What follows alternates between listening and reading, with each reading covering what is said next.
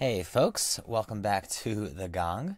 My name is Adriel. I'm the CEO and founder of Riveter, and it's a podcast about sales at startups, but in this particular case, I'm talking about sales at my startup, Riveter.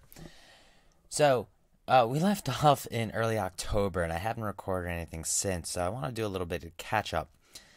And it culminates in a interview at Y Combinator on Tuesday, this past Tuesday, December 8th. Spoiler alert, we did not get YC, even though I was feeling pretty good about it, which is frustrating. But the next episode you're going to see after this is something you probably haven't seen before ever, which is our actual recorded Y Combinator interview. So you can get a feel for what that was like. So where we left off in October was we were working on a lot of ads, right? We were saying, hey, it's been tough to monetize in all these different ways. Can we get some advertisers? And in September, we launched two. They were both career coaches. The first one, we were at around, maybe 500 members. They paid us $200 for some emails. Second time, we were at around 600 or 700 members. They paid us $250. Then late in October, someone paid us, a fitness company, P-Volve, paid us $350. And that was really exciting because it was more, and we were still at under 1,000 members. So from like a CPM basis, if we're even big enough to count that way, it was pretty significant. And the way we found them was I actually just reached out to a bunch of fitness companies on LinkedIn, reached out to their heads of business development, created a little flyer that said, hey, you can join for free, give a discount to our members, all of whom are unemployed, and sign up. Or you can become an advertising partner, and we'll create some videos with you. We'll share you in our newsletter. We'll give you kind of top placement in the most popular category on our site, things like that. So P-Volve paid. And then shortly after that, we had a really good week where on a Tuesday, a education company, a customer success education company, paid us $350 as well, I believe. And then the next day, a resume review company paid us $450. And then this past week, we closed a financial advisor who's going to pay $600 spread out over 4 months, so $150 a month. So these all came from different places. Most of them, it was direct outreach. I emailed their, CEO on LinkedIn or head of business development. And it was really cool because it was starting to, some sort of money was coming in. It wasn't much, but $800 in November, possibly could be more in December. Now, there were two challenges with this, even though it was working, right? People were paying something, which is the most important thing, get someone to pay something. There were still a couple of challenges. The first was, it was hard to have competitors, right? If we have one resume review advertising, how can we have another resume writer advertising? Like, how do we put the two of them at the same time? It's really limiting. It doesn't work. It kind of works a little bit more with fitness apps because they're all a little bit differentiated. This is a yoga app. This is a strength app. But even so, it's just tough to have two at the same time. So there's a pretty clear cap unless you could do something, which is grow, right? Like Pinterest has, lots of cooking wear advertisers all at the same time.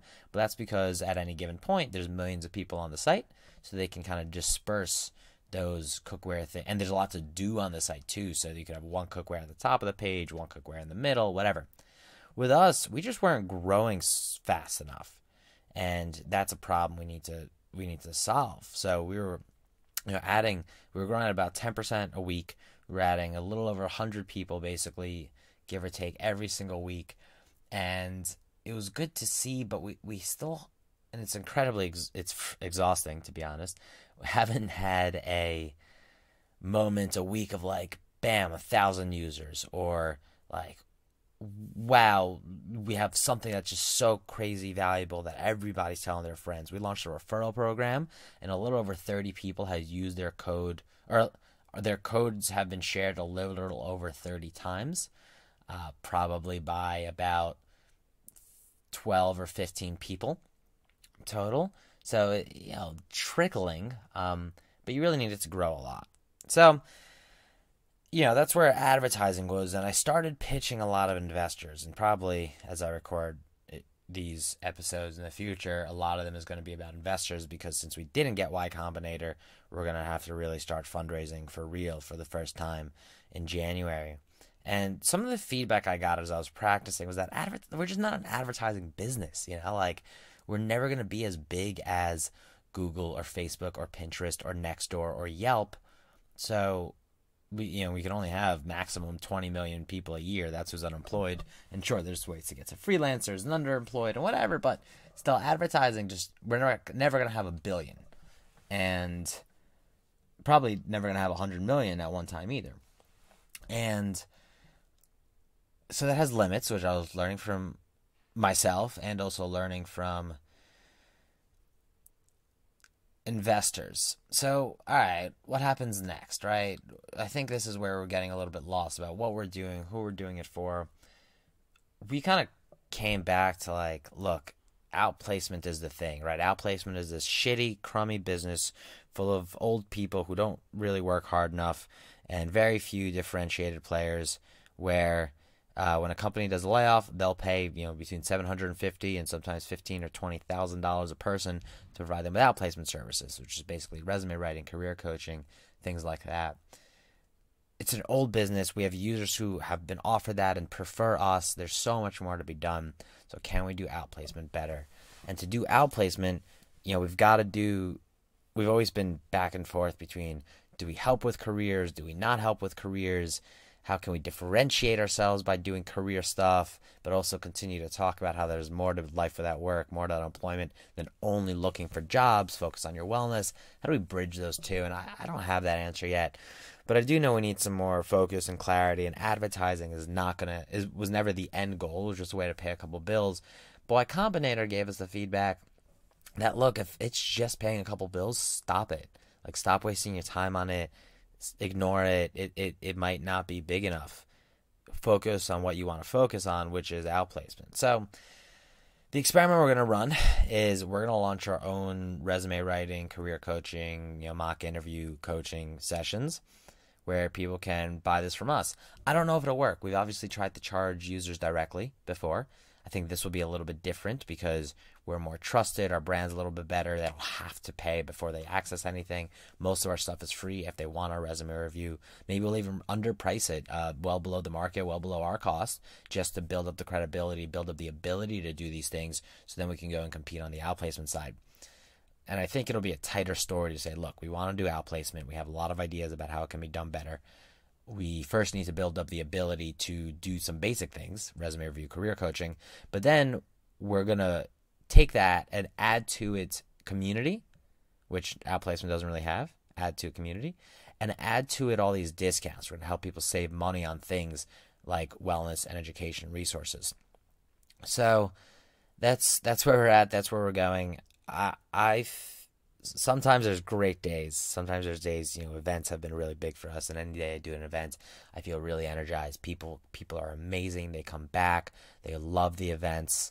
And that's great. And then there's days that just absolutely suck. Getting rejected from Y Combinator sucked. I thought we had such a good chance, a good story, a good team, obviously determined and have changed a lot. And it was a bummer to not get it. But what that means for us next, what that means going forward, is that we need to raise money. So starting in January, we're going to do the good old fundraise. I think that means the business almost entirely takes a pause in some ways because fundraising is all consuming and takes up a whole lot of time. So we'll see what that means. I will try to record some more episodes, try to keep you updated. But at the very least, I hope you listen to the next episode, which is just going to be a recording of our Y Combinator interview in the raw. I don't know if it's allowed or not, but I recorded it on my phone because it was all virtual. So there it is. Going to get something good out of it for myself and for anybody who listens. So as always, if you guys have questions, thoughts, ideas, just want to chat, hit me up, adriel@riveterworks.com. Check out riveterworks.com. If you have any employed friends or job seeker friends, tell them to sign up for riveterworks.com. It means the world. Talk to you soon. Happy holidays.